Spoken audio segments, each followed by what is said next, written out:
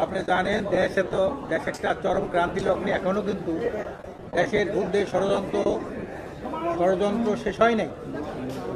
এখনো কিন্তু আমরা মৌলিক বিষয়ে ঐক্যমত্যে সর্বসম্মতিক্রমে আসতে পারি নাই।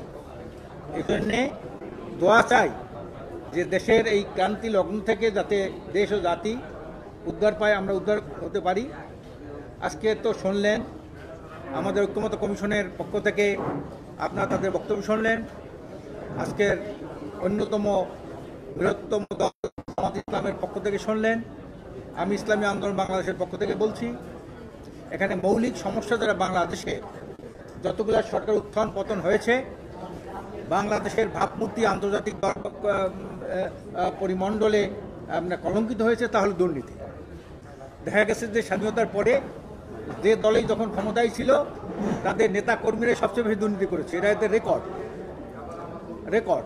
কাজে আমরা চাই এই দুর্নীতি দমন শুধু নয়, আমরা আজকের এই কমিশনকে বলেছি যে আমাদের নূতন একটা অধ্যায় আছে, যে আমরা শুধু দুর্নীতি দমন চাই না, আমরা দুর্নীতি নির্মূল করতে চাই। আমরা একে নাম দিয়েছি দুর্নীতি নির্মূল কমিশন। শুধু দুর্নীতি দমন না, দুর্নীতিবাজরা যখন প্রতিকূল পরিবেশ আসে তখন ঘা ঢাকা দিয়ে থাকে। যখন যতবার মার্শাল্লাহ এসেছে, তত্ত্বাবধায়ক সরকার এসেছে, তখন দুর্নীতিবাজরা ঘা ঢাকা দিয়ে থেকেছে। আর যখন এই দলীয় সরকার এসেছে তখন কিন্তু দুর্নীতিবাজরা ফুলে ফেপে একাকার হয়ে গেছেন, দুর্নীতির অভয়ারণ্যে পরিণত করেছে বাংলাদেশটাকে। এই জন্য আমরা বলছি কালকে আমরা সেই পেপার দেবো। আমরা শুধু দুর্নীতি দমন নয়, দুর্নীতি নির্মূল চাই আমরা। এইভাবে আমাদের একটা আর্টিকেল লেখা আছে, আমরা এখানে জমা দেবো।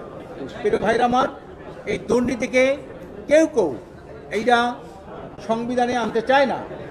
সকল দল, প্রায় সকল দল, 90% দল, তারা চায় যে এই দুর্নীতি দমন কমিশন এটা সংবিধানে লিপিবদ্ধ করা হোক। কারণ সংবিধানে এটা লিপিবদ্ধ থাকলে কোনো দল এই দুর্নীতির ব্যাপারে, যেমন দুদক হইল একটা দুর্নীতির আখড়া। আওয়ামী লীগ আমরা যত দুদক ছিল, এটা ছিল দুর্নীতির একটা আখড়া। এই দুর্নীতিবাদদেরকে, যারা ক্ষমতায় থাকে তাদেরকে কি কয়, ক্লিন সার্টিফিকেট দেয়, ফ্রেশনেস দেয়। আর বিরোধী দলকে কিন্তু এই দুদক আটকায়। কাজে দুর্নীতি যাতে আর দুর্নীতির আখড়ায় পরিণত না হয়, এজন্য আমরা বলছি দুর্নীতি দমন কমিশন এরা সাংবিধানিক প্রতিষ্ঠান হিসাবে পরিগণিত হবে। এবং নিয়োগ প্রক্রিয়া যেটা আছে আমরা তার সাথে একমত হয়েছি। আগামী দিনে কঠিন বিষয় আলোচনা হবে, তার মধ্যে এই নির্বাচনে আমি আরেকটা কথা দৃষ্টি আকর্ষণ করতে চাই। আপনারা জানেন তত্ত্বাবধায়ক সরকার কেন হয়?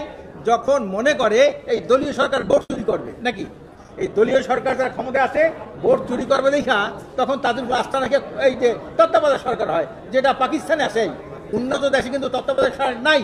তারপরও আমরা যারা ক্ষমতায় যাই তাদের উপর আস্থা রাখতে পারি না। এরা ভোট চুরি করে এরা ক্ষমতা দেবে, এইভাবে একটা পরিবেশ কিন্তু স্বাধীনতার পর থেকে শুরু করেছে। ভোট চোর, এরা কিন্তু ভোট চোর। 73 সাল থেকে 73 সালে প্রথম ভোট চুরি দিয়ে দেশের রাজনীতি শুরু। শেখ মুজিবুর রহমান ভোট চুরি করছিল, শেখ হাসিনা এই ভোটকে ডাকাতি করেছে।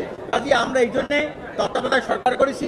তত্ত্বাবধায়ক সরকারের ব্যাপারে ডাক্তার আবু তাহের ভাই বিস্তারিত কথা বলেছেন। আর ওনাদের কথা আমাদের কথা একই কথা আমরা পার্লামেন্টে বলেছি। তারপরে গণ অধিকার থেকে শুরু করে সবাই কিন্তু একই ধরনের প্রস্তাব আমরা দিয়েছি।